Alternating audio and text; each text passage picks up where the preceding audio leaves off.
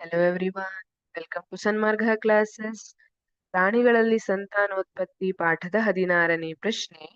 ಮಾನವನ ಗಂಡು ಸಂತಾನೋತ್ಪತ್ತಿಯ ರಚನೆಗಳನ್ನು ಹೆಸರಿಸಿ.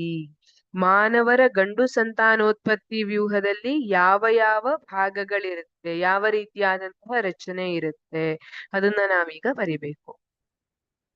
ಮಾನವನ ಗಂಡು ಸಂತಾನೋತ್ಪತ್ತಿಯ ರಚನೆಗಳೆಂದರೆ ಒಂದು ಜೊತೆ ವೃಷಣ, ಇವೆರಡು ವೃಷಣಗಳು. ಒಂದು ಜೊತೆ ಅಂದ್ರೆ ಎರಡು ಅಲ್ವಾ ವೃಷಣಗಳು. ಆಮೇಲೆ ಎರಡು ವೀರ್ಯನಾಳಗಳು. ಈ ವೃಷಣಗಳಲ್ಲಿ ಉತ್ಪತ್ತಿಯಾಗುವಂತಹ ವೀರ್ಯವನ್ನ ತಗೋಬರುವಂತದ್ದು ಇವೆರಡು ವೀರ್ಯನಾಳ.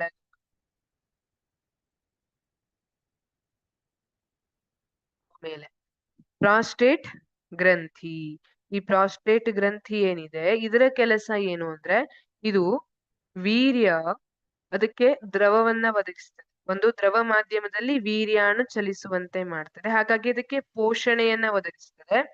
ಜೊತೆಗೆ ಹೆಣ್ಣು ಸಂತಾನೋತ್ಪತ್ತಿ ಭಾಗದಲ್ಲಿರುವಂತಹ ಆಮ್ಲೀಯ ಮಾಧ್ಯಮವನ್ನ ಬೇರಿಸಿಕೊಂಡು ಹೋಗುವಂತಹ ಶಕ್ತಿಯನ್ನ ಒದಗಿಸ್ತದೆ ಆ ಪ್ರಾಸ್ಟೇಟ್ ಗ್ರಂಥಿಯಿಂದ ಉತ್ಪತ್ತಿಯಾದಂತಹ ದ್ರವ. ಶಿಶ್ನ, ಇದನ್ನ ಶಿಶ್ನ ಈ ರೀತಿಯ ಮಾನವನ ಗಂಡು ಸಂತಾನೋತ್ಪತ್ತಿಯ ರಚನೆ ಇರುತ್ತೆ. ಇದು ಒಂದು ಜೊತೆ ವೃಷಣಗಳು. ಇಲ್ಲಿ ವೀರ್ಯಾಣುತ್ಪತ್ತಿಯಾಗುವಂತದ್ದು ವೀರ್ಯನಾಳ ವೀರ್ಯಾಣುಗಳನ್ನ ಸಾಗಿಸುವಂತಹ ಕೆಲಸವನ್ನ ಮಾಡುತ್ತೆ. ಇಲ್ಲಿ ಪ್ರಾಸ್ಟೇಟ್ ಗ್ರಂಥಿ ಅಂತ ಬರುತ್ತೆ. ಈ ಪ್ರಾಸ್ಟೇಟ್ ಗ್ರಂಥಿ ಏನ್ ಮಾಡುತ್ತೆ, ಇದು ಒಂದು ದ್ರವವನ್ನ ಸ್ರವಿಸುತ್ತೆ. ಆ ದ್ರವವು ವೀರ್ಯಾಣುಗಳಿಗೆ ಪೋಷಣೆಯನ್ನ ಒದಗಿಸುತ್ತೆ. ಆಮೇಲೆ ಶಿಶ್ನ, ಶಿಶ್ನದ ಮೂಲಕ ವೀರ್ಯಾಣು ಹೊರಗಡೆ ಹೋಗುವಂಥದ್ದು. Thank you.